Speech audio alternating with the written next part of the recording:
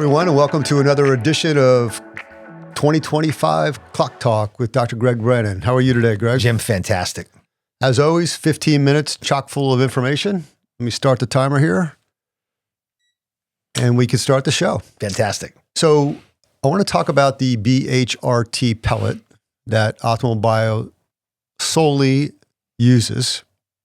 To make it clear, Optimal Bio does not do creams, shots, patches, orals, or the synthetic. It's just the bioidentical BHRT. And for those that want to understand a little bit more about the bioidentical pellet, please check out our Clock Talk because we talk in detail about that. But today I want to talk about the BHRT pellet versus the competition in this highly competitive testosterone world that we are in today. Beautiful.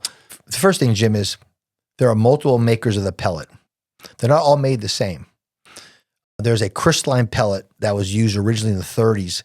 And to my knowledge, only one company actually makes it this way. And it's their secret sauce. But the way they compress it, heat it, melt it, and recrystallize it is very important because its name's Qualgen. It's out of Edmond, Oklahoma. Because it's a better steady state. It releases at a more steady state. I've used other pellets that are good. They're all bioidentical, but I have more variability in their blood. We check a lot of labs. Mm-hmm. So for me, the crystalline method that Qualgen uses, and if I knew the actual sauce, we own it, right? So there's something to that. But the actual crystalline method is very, very important. And because again, it's released. So the bioidentical, I want to stress this is important because I was brainwashed in school that the phrase bioidentical was a marketing tool to sell things that didn't work, i.e. snake oil, which is interesting. Snake oil really did work. It was one particular snake, and that was a hard snake to get. So they used any snake to get the oil. But that's another side note. So let me back up for a second because you bring up a good point. So the bioidentical pellet is either a soy derivative or a yam derivative. Correct? And again, the problem with soy and yams too is there are a lot of GMO'd. So when you say soy or yam, you're not getting anything from that other than that molecule. Picture yourself. You have a skeleton. The skeleton has all the other stuff on top of it. You need a skeleton. It's called a gonane or sterile molecule. Picture 4 rings. Those 4 rings are the backbone. Our sterile backbone, our liver makes, is called cholesterol. In yam and soy, they have one that's a plant sterol. So I'm not a biochemist, but they use that background, that skeleton, to add the carbon and oxygen molecules and hydrogen molecules are needed to make it look exactly like that your body made it. Cholesterol has 27 carbons, and cholesterol and then testosterone has 19. Estrogen has 18, and progesterone has a 19. Testosterone is 18. Estrogen has 17. So they got to make that structure. And when I say structure, it's not like a linear line. It's a 3-dimensional line. Because when you add molecules to this ring, if it has a positive or negative charge, that could change the structure of the molecule. So that's why 3-dimensional, atom for atom, molecule for molecule, 3-dimensional makes everything. Picture the lock and key. The key must fit in perfectly to go. When you don't have the exact bioidentical, it may turn a little bit, but it may be harder to turn on or may turn on too much. And that's what's really important because when it's bioidentical, the body knows how to utilize it at the proper ratio, how to metabolize it, and how to eliminate it. When you have a molecule your body does not know, it's pretty good at getting rid of these fake things, but it's not as efficient as it was as bioidentical. So bioidentical, I was wrong. And Mayo Clinic's definition is the great. Body recognizes as same. That's crucially important to understand. Okay, so we got the pellet, and it's obviously manufactured at a compound manufacturing facility. Mm-hmm. It's special. We don't know what all the we know it's in it, but how they got to that beautiful point. We know 99.9, and we just don't know how they made this up. So let's take that pellet now, and let's compare it to the Testapel synthetic that's out there right now. Testapel synthetic, again, big pharma cannot own an organic molecule. So if the molecule's in nature, they can't own it. They can use it, but they don't make as much money if they own a patent. I think it's 17 years. So Testapel has bioidentical testosterone in it, a lower dose, but they have it in it.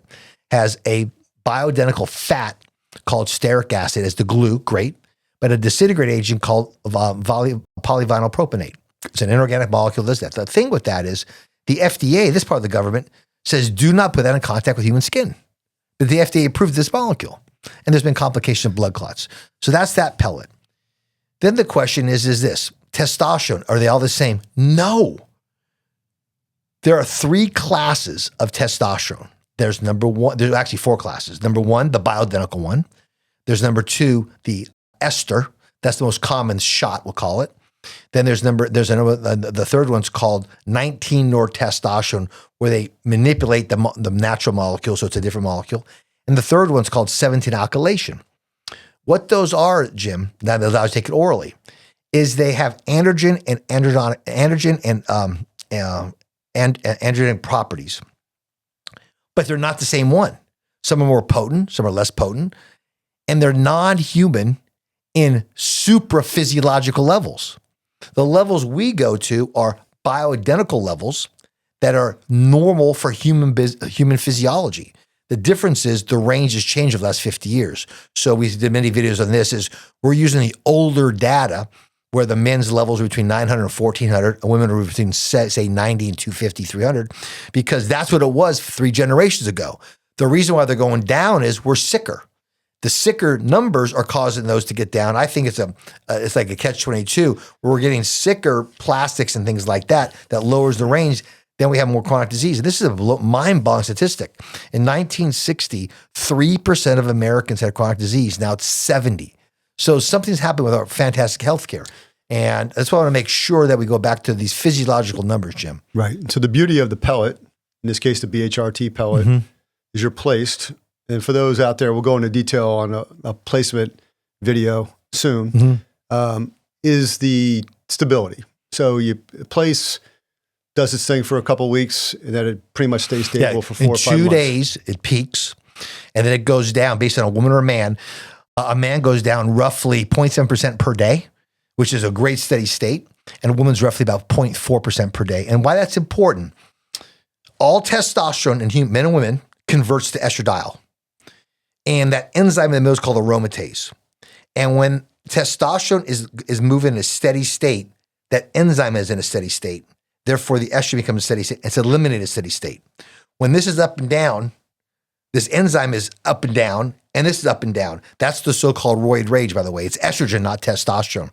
And it's much more prevalent with the synthetic arms we talked about, the non-human arms. So a steady state is what your body wants. Homeostasis, that's what your body wants to be. So if you compare apples to apples, and let's say a man gets 12 pellets with the same exact dosing and same 12, same dose with a synthetic, is the stability going to be the same? Well, first off is the test of pellet is a third of the dose. So you can never get as high, number one. So they can't put enough in. You can't get enough high, number one. Right. And then when you look at the other routes, their half-lives vary between hours and a couple days. We have no half-life per se because the depot, the actual pellet itself, is the steady state. It's like your testicle. What's your half-life of your testicle? It's your life as it produces it. And the fallacy, Jim, is you lose testosterone with age. No. The variable is not losing it with age. It's the longer you live, the more you're exposed to these xenoestrogens. That's what lowers it. A 90-year-old man should have as much. In fact, we're going to do a study this year at our office. I'm finding younger men lower than, say, a 50-year-old on first visit because these younger men have been bombarded by these plastics, these phthalates in the womb. So their gonads are started at a lower value. And you can't override what you're genetically set at.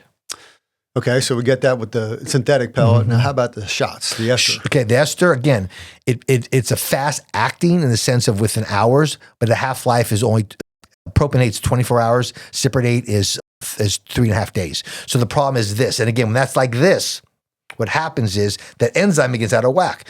There's a great study called the Zig-Berlin test, and they have a woman arm and a man arm. They did the woman arm, and it was in the thousands of patients in the study. They gave them pellets. They had a virtually 100. Now we're talking not objective stuff. Subjectively, do you feel better? Did the same study with men using the cyprinate. 22% felt better. They were surprised because they gave woman the pellet, the man the shot. Then they changed them to the shot. They changed the pellet to the shot to the pellet. 100% satisfaction rate. I can't stress the steady state and the release. And the shot, picture this, Jim, get stuck with a huge needle this big into your muscle twice a week, or get a pellet placed twice a year. It's a no-brainer. True. But on the flip side, just from a pure convenience standpoint, if you could suffer through the needle application, you could do it yourself. You can. But you also have hematomas, infections, hit the wrong nerve, where the place is important. The pellet's being placed by professional. They know exact spaces to go to. And it's painless. And when I mean painless, the lidocaine's going to be shot. So you have 1 to 2 seconds. Like in a tooth filled. Even better than that, because we use sodium bicarb and epi, so it actually is less play. But the bottom line is yes. And but the whole goal is to mimic your ovary or testicle. That's the whole goal. It's not how quick it can go. Mm-hmm. It's how it can mimic your body. Mm-hmm. And the peaks and valleys are in that way. And then you have the creams. Bioidentical creams are my second favorite because it's the same molecule we use. You put it in the skin, a couple things. 40% of people can't absorb it. That's number one. But even those who absorb it, in 7 hours, it's gone. Where do you put it in the skin? Do you lather it all over your body? Or the best place is on the scrotum, believe it or not. Okay. It's a thin mucosa that's better to go. But the problem, again, Jim, you got to apply it multiple times in a day. You can't be intimate. Sweating, working out changes. There's so many variables that change it. So I put it inside there. The patch, the woman's patch, first off, the patch is estradiol. So they say it's bioidentical because it is. It's bioidentical estradiol. But again, women make 50 times more testosterone. They're not getting testosterone in the patch. And one of the ingredients that helps you adhere and stick to the skin is actually antifreeze, the same molecule our car has. Antifreeze. So these are things that are important to me, Jim, is why we taken, again, I gave it for years. It's better than nothing. I got it. But a patch, osteoporosis, helps keep bones sort of stable. In osteoporosis, in menopause, a woman loses 5% of bone per year. With the patch, it roughly stays, you don't lose much per year. With the pellet, you gain 8.3%. So there's just so many more benefits 2-3 times a year. It mimics my ovary. Because the whole idea is this. But at 55, at 70, I should not have the hormones of a youthful person. Where's that data? You would never tell a man 60 or a woman 60, you're old enough, you don't need insulin anymore. You'd never do that because they die. The problem is they die quicker. We're dying slowly without no hormones. If you died quicker, people understand that. The most abundant active hormone in the human body is testosterone. And that's what I'm trying to do is mimic that, Jim. So the patch, put that on, is that daily you're putting that on? You're changing twice a week, depends on the dosage. On the arm? Usually it's inner thigh, buttocks. Buttocks is the best place to go, right in the belly, abdomen, these are women. But you got to take the progesterone, and they have a progesterone. Thank goodness most progesterone, even the mainstream doctors are using a natural one. But here's another thing. The natural one, the actual hormone progesterone, a compound pharmacist has no fillers, no dyes, no nothing.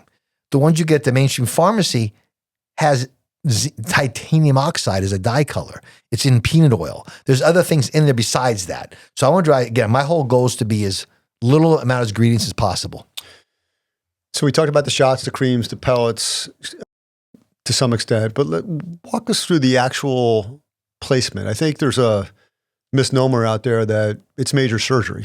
Yeah, so just slowly walk us through the process. So you find a fatty area of your body outside your buttocks or love handles. Because you're supposed to sit in fat, because fat is very vascular.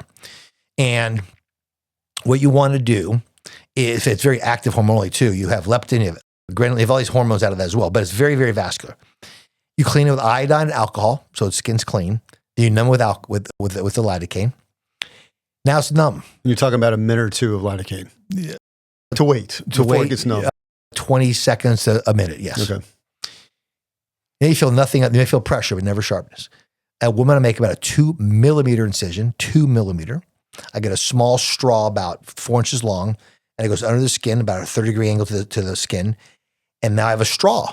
You take the pellets, put it in, and push it back out. Put a bandage on, and you're done. Our technique's a little different in where I place it. And then the key to that is I put pressure over that area to obliterate the track we made, and we put a lot of ice on it. And that we have in men, the famous book out of Germany says that the average is 12.7% of men will lose a pellet. With our technique, less than 1%, and women were less than 1 in 1,000. So the man's the same thing, but the incision is about 3 millimeters. And I make 3 tracks through that one incision because it has more pellets. So I make like a fan with them, and I put 3 or 4 pellets in each one because the key is to keep the pellets dispersed enough so it doesn't all for this big ball, because you're going to get trauma by doing this. You want to make that swelling as little as possible. So compression, ice is the best thing for that follow-up. And then some people have no pain. There are times I have pain. Sometimes I don't have pain, but so ice is the key thing. And then no deadlifts or squats. Try to take it easy for a couple of days. Yeah, when you're talking about ice too, you're talking about maybe 24 hours. Max. But you can walk around with this little disc that is given to you, 100%. Taped on, and usually by day 2, you're Woman, fine. one-time ice. I just find, especially being very active myself, is I put ice in my back pocket for a couple of days. It works great. Yeah, fantastic. Another 15 minutes. That went fast. Flew by. Thank you. Thank you.